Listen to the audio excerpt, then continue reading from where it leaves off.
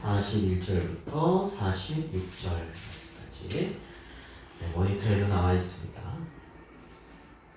우리 천천히 같이 봉독하도록 하겠습니다. 바리새인들이 모였을 때에 예수께서 그들에게 물으시되 너희는 그리스도에 대하여 어떻게 생각하느냐?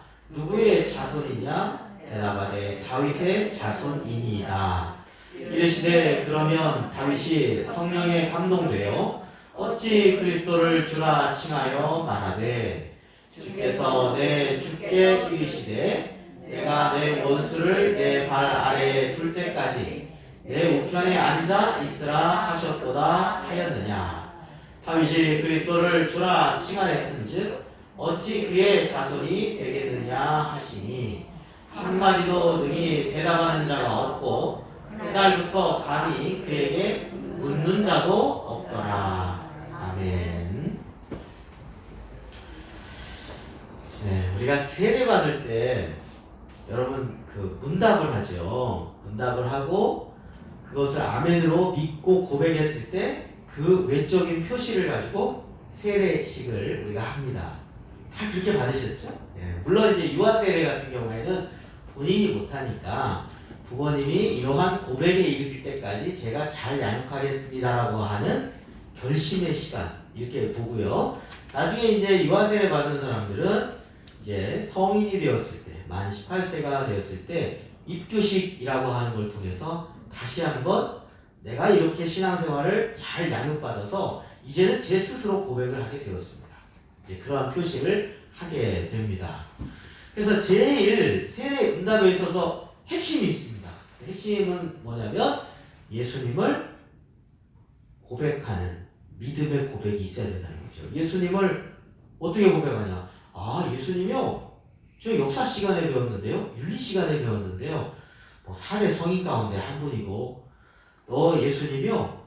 예수님이 이스라엘의 훌륭한 선생님이시죠. 이렇게까지만 고백하면 땡! 하고서 세례를 받을 수가 없습니다. 예수님은 하나님의 아들이시고 예수님은 나의 죄를 위해서 십자가에 달려 돌아가셨고요. 그리고 3일 만에 부활하셔서 우리에게 부활의 소망이 되어주셔서 저도 나중에 예수님을 믿기 때문에 부활에 대한 믿음을 가지고 있습니다. 그리고 예수님은 다시 오신다고 했습니다. 이렇게 예수님에 대한 고백이 핵심입니다. 그 고백을 했을 때 세례를 주죠. 그래서 무조건 교회 1년 잘 다니셨군요 해가지고 그냥 이렇게 세례 주는 게 아닙니다. 예수님의 고백이 정말 중요하기 때문에 문답을 꼭 받게 돼 있고요. 그리고 본인 스스로도 그때부터 영적인 성장이 이루어집니다. 이게 굉장히 중요한 고백인데요. 바리새인들이 지난 수요일 날 예수님한테 와가지고 예수님을 함정에 빠뜨리려고 질문을 했었죠. 기억하십니까? 예수님을 함정에 빠뜨리려고 질문하니 큰 계명이 뭐냐? 그 말씀 한번 볼까요? 우리가 지난 시간에 했던 말씀이니까 잠깐 복습도 할 겸 한번 보도록 하겠습니다. 여러분 성경이 되게 쉬운 것 같은데 되게 어려워요. 원래는 좀 그래서 누군가 이렇게 설명을 해줘야지 이렇게 다가옵니다. 자, 우리가 34절부터 40절까지 말씀을 나누었죠. 자, 사두개인들과의 부활 논쟁이 끝난 다음이었습니다. 자, 바리새인들 중에서 율법사는 율법 교사를 말한다고 했죠. 다른 말로 하면 서기관, 성경 필사하는 서기관이요. 예수님께 접근하는데 처음에 좋게 접근 안 했어요. 시험하려고 질문했습니다. 율법 중에서 어느 계명이 크니까? 이게 무슨 뜻일까요? 그때 당시에 율법 조항에 명령, 하나님이 주신 명령을 613개로 구분을 해놨죠. 그래가지고 그것을 나눠요. 나눴어요. 이렇게 2개로 나눠서 이거 꼭 지켜야 될 거. 이거는 안 지켜도 되는 건 아니지만 조금 덜 지켜도 되는 것. 이런 식으로 구분을 했지 않습니까? 자, 그러면서 또 한편으로는 하나님을 섬긴다고 하면서 인간에 대한 책임도 좀 이렇게 덮어가려고 하는 게 있었죠. 그렇죠? 대표적인 게 뭐였죠? 대표적인 게 뭐였죠? 고르반이라고 했죠. 고르반. 예. 이거 하나님께 드리는 거라서 제가 책임을 안 져도 괜찮습니다. 이런 식으로 했던 거 기억나시죠? 근데 예수님께서 어느 계명이 크고 어느 계명이 작고 당시에 굉장히 논쟁 가운데 하나라서 여기에 어떤 일을 했을 경우에 함정에 빠뜨리려고 하는 의도를 다 알고 계셨죠. 그러면서 예수님 이렇게 말씀하시죠. 37절 보니까 내 마음을 다하고 목숨을 다하고 뜻을 다하여 주 너의 하나님을 사랑하라. 이것이 크고 첫째 되는 계명이요. 여기까지는 다 동의해요. 근데 중요한 게 있죠. 39절의 핵심이라고 했어요. 39절 둘째도 그와 같으니 내 이웃을 내 자신같이 사랑하라 하셨으니 이 두 계명이 온 율법과 선지자의 강령이니라. 핵심이란 뜻이죠. 요약이란 뜻이죠. 제일 중요한 여기 우리가 간과해야 될지 말아야 될 부분이 39절 둘째도 그와 같으니 이거예요. 무슨 뜻이냐면 사람들은 하나님을 사랑하라 예 그렇죠. 근데 이웃을 내 몸같이 사랑하라 이거는 두 번째 거니까 약간 밑에 걸로 생각하는데 그게 아니에요. 둘째도 그와 같으니 그와 같으니의 그가 뭐냐면 첫 번째 계명 하나님을 사랑하는 것 이웃을 사랑하는 것 이게 똑같은 거예요. 하나님을 사랑하는 자인데 이웃을 사랑하지 않아? 이건 아니라 이건 거짓말 안 해요. 말로만 사랑하는 것이지 그게 그건 진짜 아니다 라고 하는 거예요. 그러니까 여기에 바리새인들은 내가 하나님 사랑해 뭐 말로는 엄청나요. 근데 예수님이 그걸 간파하셨죠. 니들이 입술로만 사랑하지 네 마음속으로 하나님을 멀어 다 알고 있다 책망하셨어요. 그렇죠? 네. 그러니까 이것을 통해서 이 바리새인들은 교묘하게 자기 멋대로 성경에 대해서 이렇게 다 바꿔버리는 거예요. 바꿔버려. 이단들의 특징 가운데 하나가 성경의 일부만을 취해요. 사두개인들도 이단이죠. 엄격하게 말하면요. 모세 오경만을 믿어요. 나머지는 안 믿어요.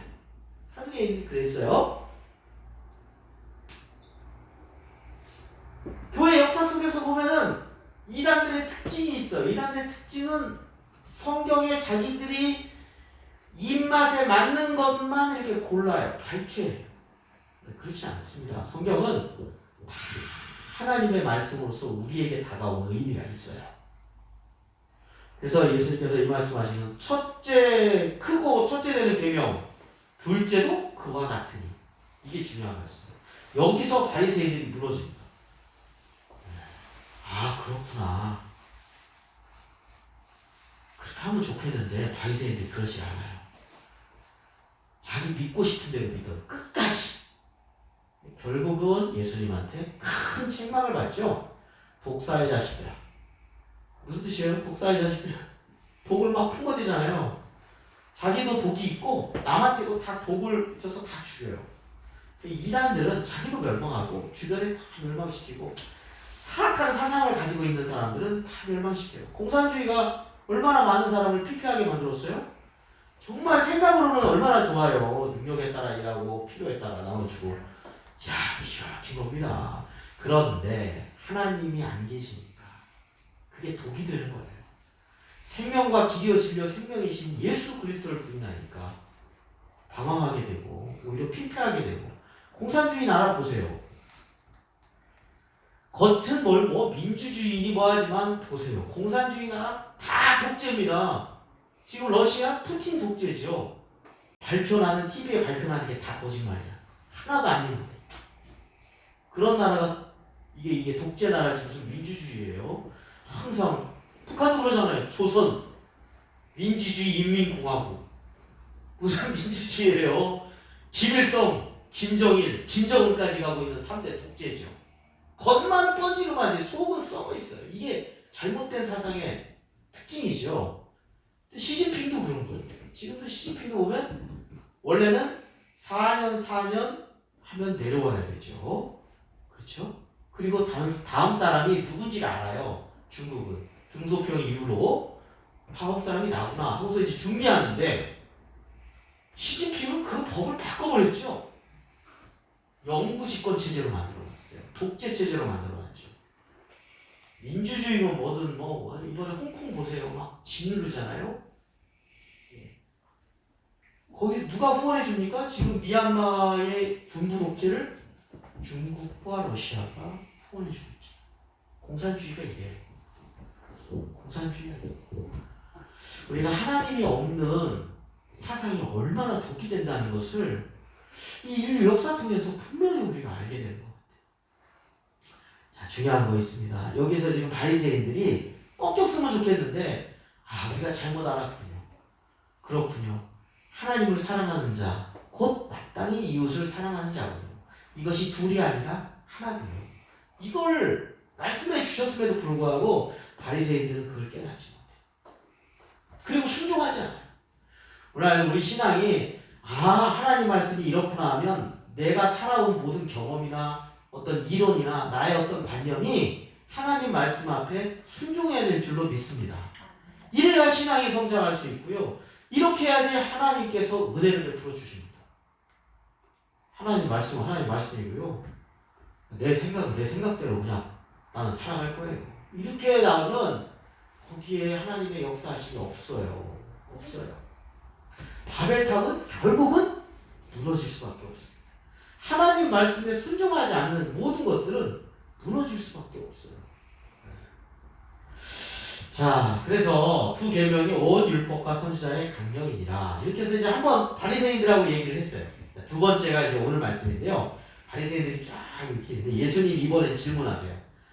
예수님의 질문은 예수님이 누구신가를 바리새인들이 모르니까 제대로 좀 알려주고 싶었던 거예요.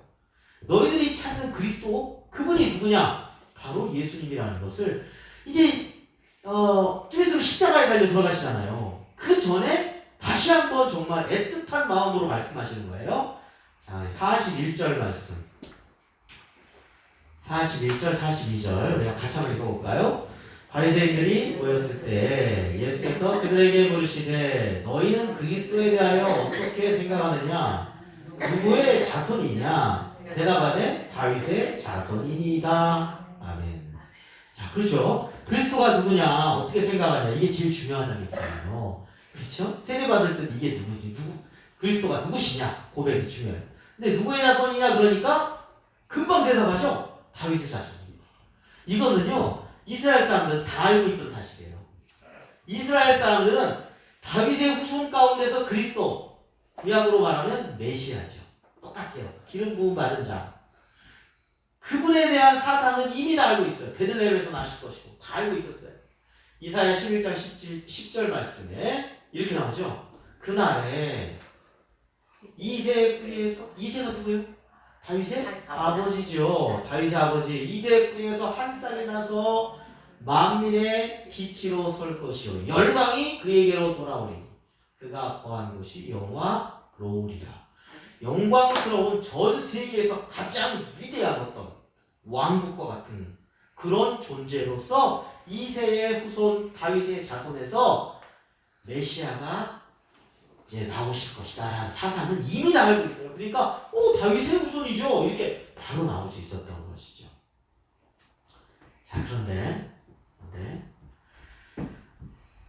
예수님께서 그 다음에 43절부터 이런 말씀하시죠. 여기 참 중요한 말씀입니다. 우리 같이 한번 읽어볼까요? 이르시되 그러면 다윗이 성령에 감동되어 어찌 그리스도를 주라침하여 나가되 주께서 내 주께 이르시되 내가 내 원수를 내 발 아래에 둘 때까지 내 우편에 앉아 있으라 하셨도다 하였느냐. 다윗이 그리스도를 주라 칭하였은즉 어찌 그의 자손이 되겠느냐 하시니. 여러분, 이 말씀은 보세요. 다윗이 성령에 감동되어서 시편을 많이 기록했죠. 그 중에서 시편 110편이 굉장히 중요한 말씀이거든요. 예수 그리스도에 대한 그 말씀이 기록되어 있어요. 그러니까 시편 110편 중요한 말씀인데 그 첫 번째 1절 말씀이 44절이에요. 주께서 내 주께 이르시되. 아니, 무슨 뜻일까요? 주께서 내 주께 이르시되? 이게 무슨 뜻일까요? 자, 다윗이 쓴 우리 다윗 110편 말씀 1절부터 3절까지만 제가 이 앞에 나와 있죠. 다윗의 시 여호와께서 내 주에게 말씀하시기를 여호와께서 내 주에게 말씀하시기를. 뒤에 나오는 내용이 메시아 그리스도에 대한 내용이에요. 다시 말하면 여호와는 하나님 아버지. 근데 내 주에게 말씀하신다? 그리스도. 성자 하나님이에요. 그리스도에게 말씀하시기를. 지금 다윗이 그리스도를 향해서 뭐라고 고백했냐면 주로 고백했죠. 주. 그러면 여기서부터 이제 문제가 생기는 거예요. 여기서부터 문제가 생기는 거예요. 이제. 다윗의 후손이라고 대답했는데 알고 보니까 다윗이 주님이라고 고백하고 있는데 그러면 그리스도는 언제 계신 거예요? 베들레헴에 태어나신 것은 육신으로 나신 것뿐이고 보여진 것뿐이고 다윗이 주님이라고 고백했다는 얘기는 다윗은 그 전에 예수님 태어나시기 1000년 전의 인물 아닙니까? 1000년 전에 주님이라고 고백한 분이 그리스도예요. 그분이 인간의 몸으로 오신 것이 예수님이고 그러면 그리스도는 그 이전에 훨씬 전부터 계셨다는 얘기죠. 그렇죠? 예. 이걸 우리는 그리스도의 선제성이라고 해요. 먼저 선자, 존재할 제자, 선제성이라고 해요. 자, 그런데 보니까 그 다음 구절 한번 볼까요? 내가 내 원수들로 내 발판이 되게 하기까지는 이게 무슨 뜻이냐면 이왕 온 김에 110편을 제가 조금 해석을 해드릴게요. 굉장히 어려운 부분이라서 여러분들 생각해 주세요. 보통 고대 전쟁을 하잖아요. 그러면 전쟁을 하면 이렇게 싸워서 이긴 왕이 이제 의자에 딱 앉아요. 우리나라에서는 청나라에서 우리 경자군한테 보면은 청의 황제가 딱 앉으면 우리나라 인조가 삼전도에 굴욕을 하지 않았습니까? 머리를 딱 찌면서 3번 피가 터졌다고 그러죠. 그렇죠? 남한산성에서. 자, 근데 고대 왕국은요 이기잖아요. 그럼 이긴 왕이 딱 의자에 앉는데요. 의자에 앉으면 의자 밑에 귀족이나 왕들은 발판을 둡니다. 발판을 딱 두게 돼 있어요. 그런데 이긴 왕이 정복 당한 그 왕들을 갖다가 데리고 와서 몸통을 발판으로 삼든지 아니면 조금 심하면 머리를 밟아요. 머리를 밟는다는 것은 목을 밟는다는 거죠. 목을 밟아서 내가 너를 완전히 이겼고 내가 너를 완전히 제압했다라고 하는 것을 상징적으로 보여주는 관습이 있었대요. 그때 당시에 관습이에요. 자, 그런 거예요. 여러분, 여호수아가 가나안을 정복해가지고 할 때 남쪽 지역에 5개의 가나안 족속이 있었습니다. 그 남쪽 지역의 가나안 족속들을 향해서 승리한 다음에 지휘관들을 막 오라고 그래요. 부족 각 10개 지파잖아요. 12개 지파잖아요. 지파의 지휘관들을 오라고 해가지고 자, 이 정복당한 왕들을 목을 갖다가 다 밟으라고 합니다. 그게 나와요. 여호수아 10장 24절에. 똑같아요. 그때 당시에 관습이 다 그랬어요. 이게 무슨 뜻이냐면 내가 내 원수들로 라고 하는 것은 하나님 아버지께서 내 원수들로 그리스도의 원수들 그때 당시에 죄악의 세력들 그리스도를 배반한 세력들 순종하지 않는 세력들 자 그러한 세력들을 내 발판이 되게 하기까지 내 발판이 된다는 것은 그들을 완전히 제압하고 승리한다는 거죠. 그때까지 너는 어디 앉으라고요? 그리스도는 하나님 보좌 오른쪽에 앉아 있으라. 그곳에서 어떻게 하시냐? 2절부터 보겠습니다. 여호와께서 시온에서부터 주의 권능의 규를 보내시리니 왕의 지팡이를 우리는 주의 규라고 그러죠. 규. 권능의 규. 능력으로 다스리신다는 걸 의미하죠. 주는 원수들 중에서 다스리소서. 똑같은 의미예요. 주의 권능의 날에 주의 백성이 거룩한 옷을 입고 줄거이 헌신하니 새벽 예절 같은 주의 천녀들이 주께 나오는도다. 이렇게 나오죠. 그 다음에 4절부터 보니까 여호와는 맹세하고 변치 아니하시리라 이르시기를 너는 멜기세덱의 서열을 따라 영원한 제사장이라 하셨도다. 아하, 이제는 영원한 제사장이시네요. 그리스도가 누구냐? 멜기세덱의 서열을 따라서. 원래 제사장은 언제부터 시작됐죠? 아론으로부터 시작됐죠. 모세의 형 아론으로부터 시작됐죠. 근데 멜기세덱은 언제 나오는 인물이에요? 창세기 14장에 아브라함 때 나온 얘기예요.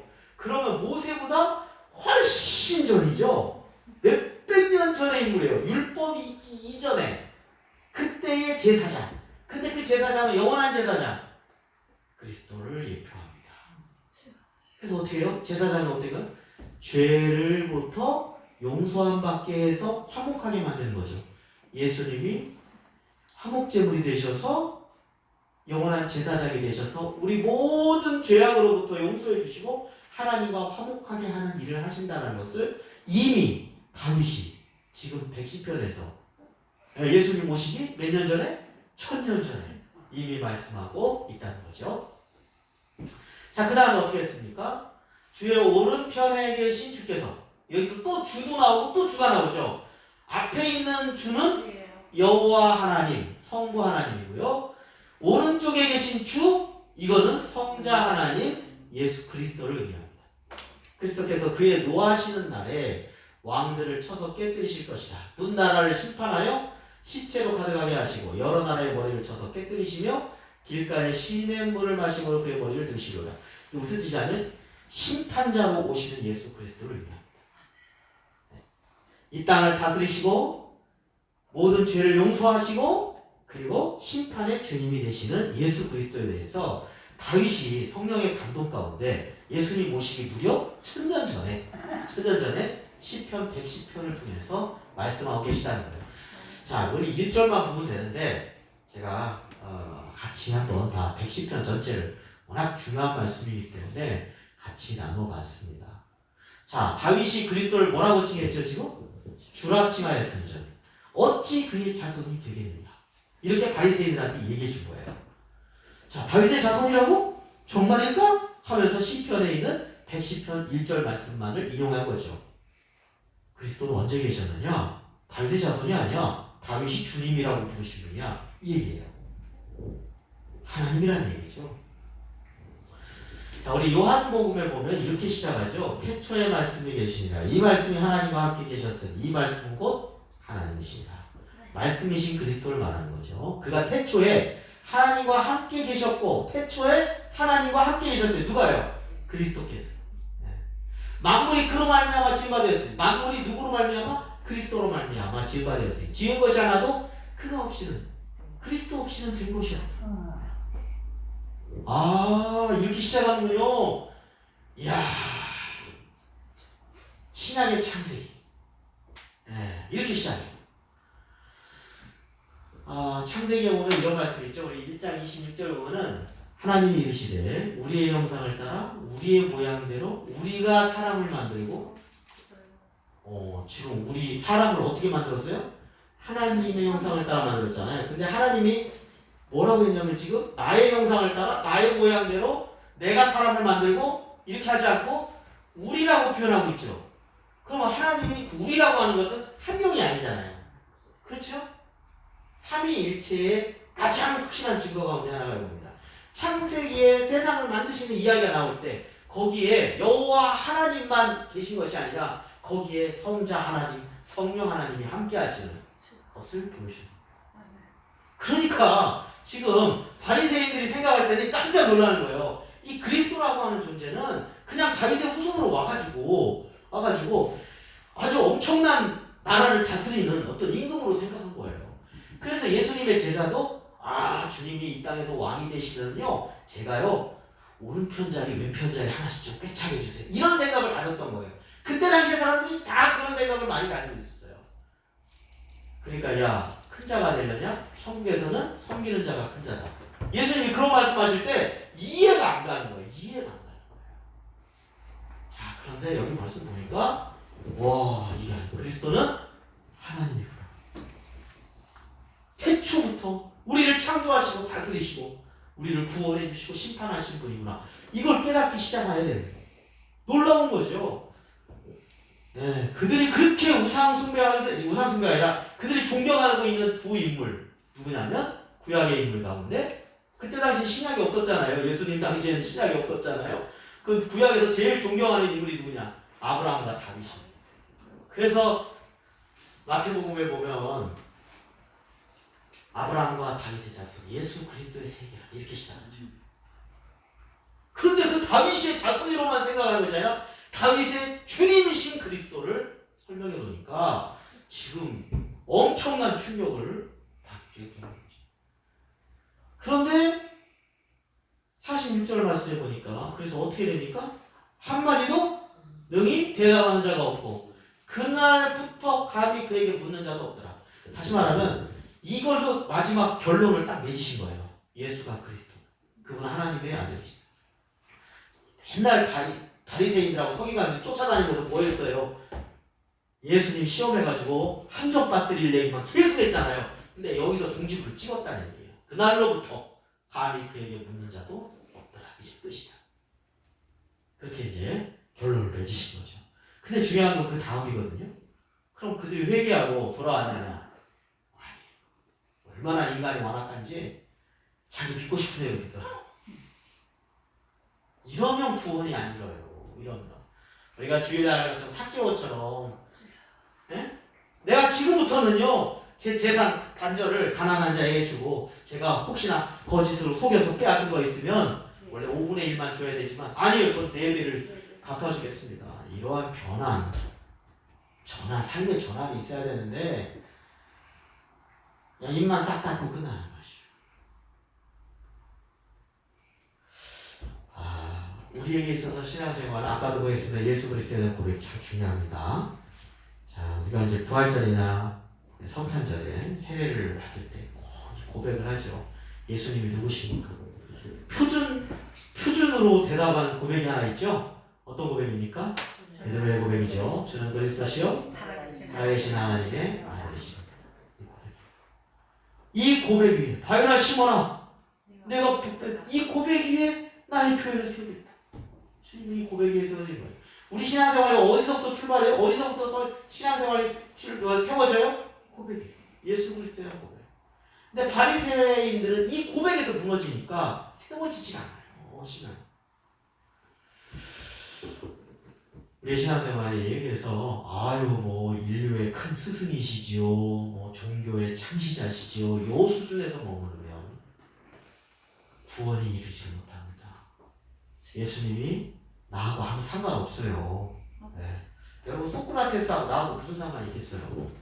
그렇잖아요. 그러나 예수님이 나의 죄를 위해서 돌아가시고 나의 구주가 되어셨을 때는 달라져요. 주님 없이는 내가 구원받을 수 없는 존재예요. 우리의 고백이, 우리의 신앙이 말씀 위에서 하나님의 말씀 위에서 온전한 믿음과 순종으로 아름답게 잘 세워져 나가는 믿음이 되시기를 주님의 이름으로